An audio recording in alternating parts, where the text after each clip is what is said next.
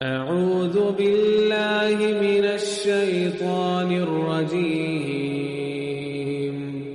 بسم الله الرحمن الرحيم السلام علیکم پیارے بچوں، آج جو ہم پڑھیں گے، جو کہانی سنیں گے، اس کا ٹاپک ہے نیکی کی خوشخبری۔ جو تمہیں برائیوں سے ڈرائے، گویا اس نے نیکی کی بشارت دی۔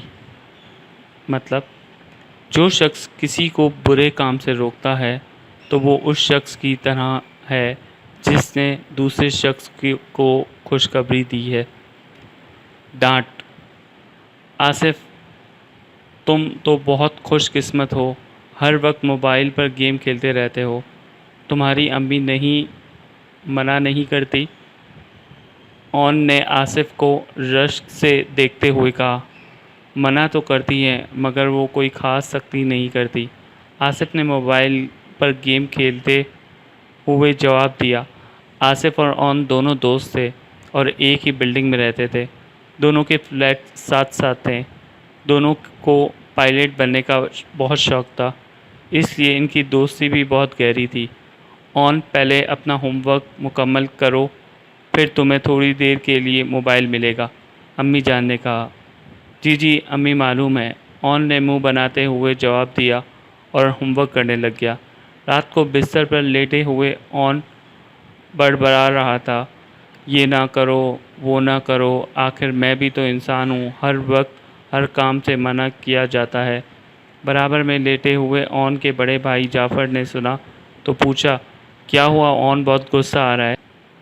جی بھائی جان، آصف کو دیکھیں، جس وقت دل چاہتا ہے موبائل پر گیم کھیلتا ہے، مگر مجھے تو امی کھیلنے ہی نہیں دیتی، اون نے کہا۔ اچھا تو کیا کہتی ہیں؟ جعفر بھائی نے پوچھا۔ اون نے منع کیے جانے والے سارے کام تیزی سے بتانا شروع کر دیے۔ اچھا رکو، ایک ایک کر کے بتاؤ تاکہ میں تمہیں بتاؤں کہ امی جان تم سے کیا چاہتی ہے، جعفر بھائی نے اون سے کہا۔ اون نے بتانا شروع کیا اور منع کیے جانے والے کاموں کی ایک لمبی لسٹ جعفر بھائی کو بتا دی۔ اب میں تمہیں بتاتا ہوں کہ وہ ایسا کیوں کہتی ہے، جعفر بھائی نے مسکراتے ہوئے کہا۔ وہ کہتی ہیں کہ وقت پر کام مکمل کرو تاکہ تم وقت کی قدر کرنا سیکھو۔ وہ کہتی ہے اسکول کا سبق اچھی طرح یاد کرو تاکہ تم اچھے نمبروں سے کامیاب ہو۔ وہ کہتی ہیں کہ موبائل کم دیکھو تاکہ تمہاری آنکھیں ٹھیک رہیں۔ وہ کہتی ہے کہ اپنے کاموں کو خود اچھی طریقے سے کرو تاکہ تم ایک ذمہ دار انسان بن جاؤ۔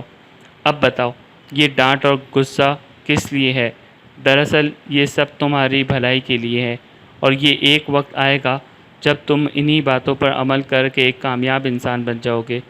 اون کو سب سمجھ آ گیا اور اس کی امی کی ڈانٹ دراصل اس کے لیے خوشیاں تھی۔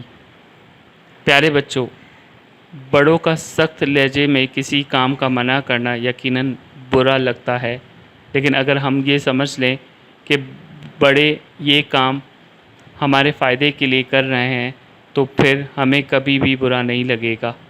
آئیے ہم اس بات کا عہد کریں کہ ہمیشہ اپنے بڑوں کی عزت کریں گے اور ان کا کہنا مانیں گے اور ڈانٹ پر کبھی بھی ناراض نہیں ہوں گے۔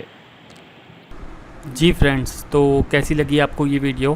اور مزید اگر آپ کو اچھی ویڈیوز اور نالجیبل ویڈیوز دیکھنی ہو تو کائنڈلی ہمارا چینل کو سبسکرائب کریں، لائک کریں اور بیل کا بٹن دبا دیں۔ Thank you.